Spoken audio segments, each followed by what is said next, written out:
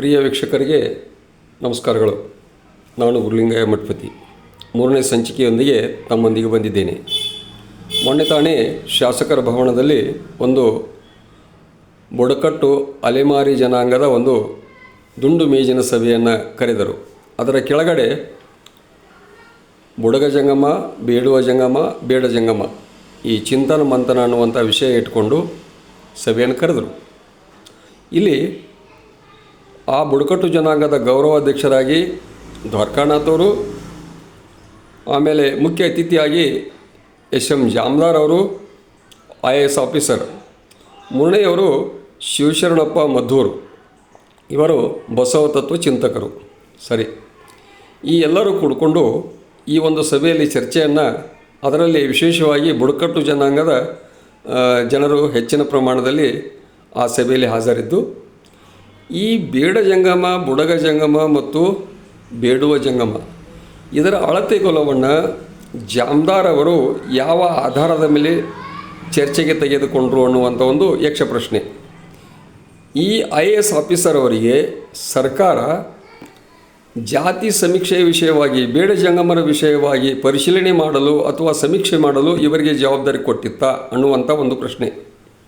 ಸರಿ, ಇವರು ಫೋನ್ ಮುಖಾಂತರ ನಮ್ಮ ಅಂಬೇಡ್ಕರ್ ರಕ್ಷಣಾ ವೇದಿಕೆಯ ಸಂಚಾಲಕಿ ಸುಜಾತ ಮಠದವ್ರ ಜೊತೆಗೆ ಮಾತನಾಡಿದಾಗ, ನಾನು ಆ ಸಭೆಗೆ ಅಚಾನಕ್ಕಾಗಿ, ಅಂದರೆ ಒಂದು ಗೋಪಾಲ್ ಗೌಡರ ಒಂದು ಹಾಜರಾತಿ ಅವರು ಫೋನ್ ಮಾಡಿ ಕರೆದಿದ್ದಾಗ ನಾನು ಹೋಗಿದ್ದೆ ಅನ್ನುವಂಥ ಒಬ್ಬರು ಆ ಬುಡಕಟ್ಟು ಮತ್ತು ಜನಾಂಗದ ವಿಷಯವಾಗಿ ಅತಿಥಿಯಾಗಿ ಹೋದವರು ಬೇಡ ಜಂಗಮರ ಕುರಿತು ವ್ಯತಿರಿಕ್ತವಾಗಿ ಸಮಾಲೋಚನೆ ಮಾಡುವುದು ಎಷ್ಟು ಸರಿ?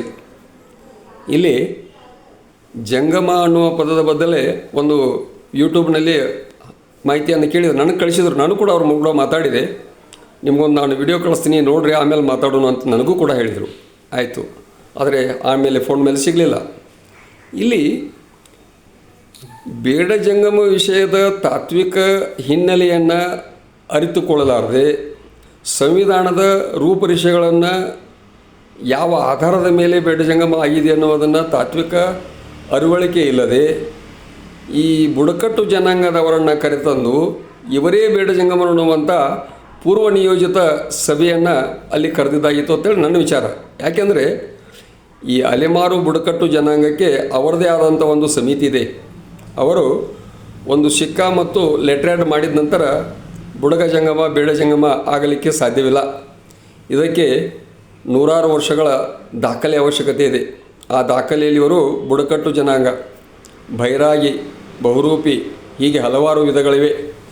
ಇವು ಎಲ್ಲದರ ಪರಿಜ್ಞಾನವಿಲ್ಲದೆ ಒಂದು ಸಭೆಯಲ್ಲಿ ಬೇಡ ಜಂಗಮರು ಇವರು ಅಲ್ಲ ಅನ್ನುವಂಥ ನಿರ್ಧಾರಕ್ಕೆ ಬರಬೇಕಾದರೆ ಇವರು ಕುಲಶಾಸ್ತ್ರ ಅಧ್ಯಯನ ಮಾಡಿದ ವ್ಯಕ್ತಿನ ಅಥವಾ ಸರ್ಕಾರ ನೇಮಿಸಿದ ಒಂದು ಸಮೀಕ್ಷಾದಾರರಾಗಿ ನಿಯುಕ್ತಿಯಾಗಿದ್ದರಾ? ಯಾವುದಾದರೂ ಇವರು ತಮ್ಮ ಅಧ್ಯಯನದ ಗ್ರಂಥವನ್ನು, ಒಂದು ಸಮೀಕ್ಷೆಯನ್ನು, ಜಾತಿ ಸಮೀಕ್ಷೆಯನ್ನು ಮಾಡಿದ್ದ ಗ್ರಂಥ ಇದೆಯಾ? ಇದು ನಾನು ಕೇಳುವಂಥ ಪ್ರಶ್ನೆ.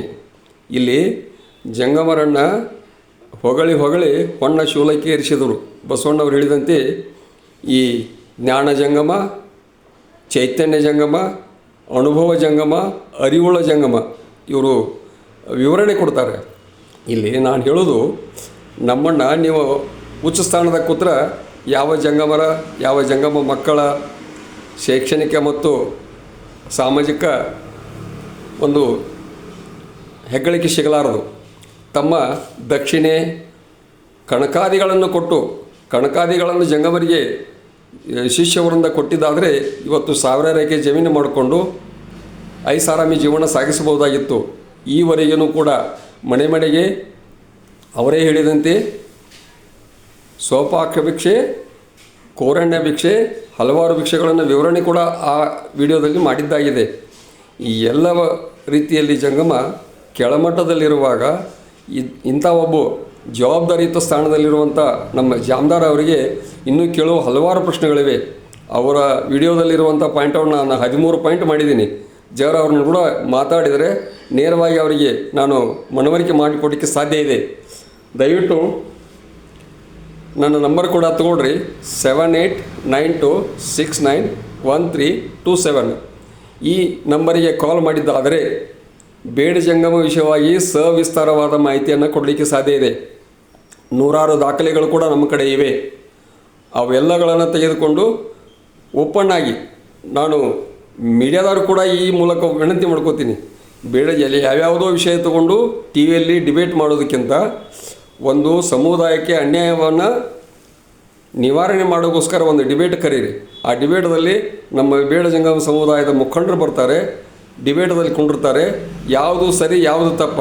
ಸರಿ ಬೇಡ ಜಂಗಮ ಅಲ್ಲ ಅಂತ ನೀವು ಹೇಳಿದ್ದಾದರೆ ಜಂಗಮ ಅನ್ನೋದನ್ನು ಯಾವ ಕೆಟಗರಿಯಲ್ಲಿ ಕೊಡ್ತೀರಿ? 2Aದಲ್ಲಿ ಕೊಡ್ತೀರಾ? EWSನಲ್ಲಿ ಕೊಡ್ತೀರಾ? ಎಲ್ಲಿ ಕೊಡ್ತೀರಿ? ಎಲ್ಲಿಯೂ ಜಂಗಮ ಅನ್ನೋ ಪದ ಎಲ್ಲಿಯೂ ಇಲ್ಲ. ವೀರಶೈವ ಲಿಂಗಾಯತ, ಆ ವೀರಶೈವ ಲಿಂಗಾಯತರ ಬದಲು ವಿಶೇಷವಾಗಿ ಅವರಿಗೆ ಜ್ಞಾನ ಐತಿಯಲ್ಲ ಗೊತ್ತಿಲ್ಲ. ವೀರಶೈವ ಅನ್ನೋದು ಒಂದು ಧರ್ಮ, ಲಿಂಗಾಯತ ಅನ್ನೋದು ಒಂದು ಪಂಥ.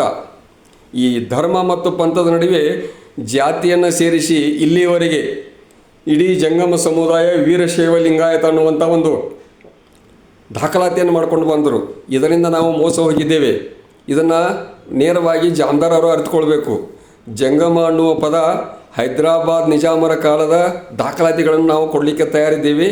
ಇದರಂತೆ ಹೈಕೋರ್ಟ್ ಆದೇಶ, ಸುಪ್ರೀಂ ಕೋರ್ಟ್ ಆದೇಶ, ಇವರೆಲ್ಲರೂ ರಾಜಕೀಯವಾಗಿ ಏನೋ ಒಂದು ಒಳಹಾದಿಯನ್ನು, ಈಗ ನಾವು ಜಂಗಮರು ಬೇರೆ ಬೇರೆ ಅನ್ನುವಂತಾದರೆ ಇಲ್ಲಿ ಅಜ್ಞಾನ ಲಿಂಗಾಯತ, ಸುಜ್ಞಾನ ಲಿಂಗಾಯತ, ಜಾತಿ ಒಡೆಯುವ ಲಿಂಗಾಯತ ನಾವು ಅನ್ಬಹುದಲ್ಲ. ನಿಮಗೆ ದಯವಿಟ್ಟು ಅವೆಲ್ಲ ವಿಷಯಕ್ಕೆ ಸಂವಿಧಾನಬದ್ಧವಾದಂಥದ್ದಲ್ಲ.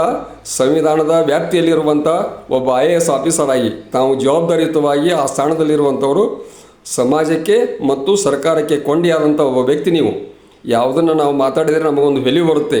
ನಮ್ಮ ಒಂದು ಡಿಗ್ರಿಗೆ ಅಥವಾ ನಮಗಿರುವಂಥ ಒಂದು ಮಾನ್ಯತೆಗೆ ಸಿಗುವಂಥ ಮಾತುಗಳನ್ನು ತಾವು ಆಡಬೇಕಂತೇಳಿ ಇನ್ನೂ ಹೆಚ್ಚಿನ ವಿಷಯಗಳನ್ನು ತಮ್ಮೊಂದಿಗೆ ಕೊಡ್ತಾ ಮುಂದಿನ ಸಂಚಿಕೆಯಲ್ಲಿ ತಮ್ಮೊಂದಿಗೆ ಭೇಟಿಯಾಗುತ್ತೇನೆ. ಎಲ್ಲರಿಗೂ ನಮಸ್ಕಾರ. ಜೈ ಬೇಡ ಜಂಗಮ.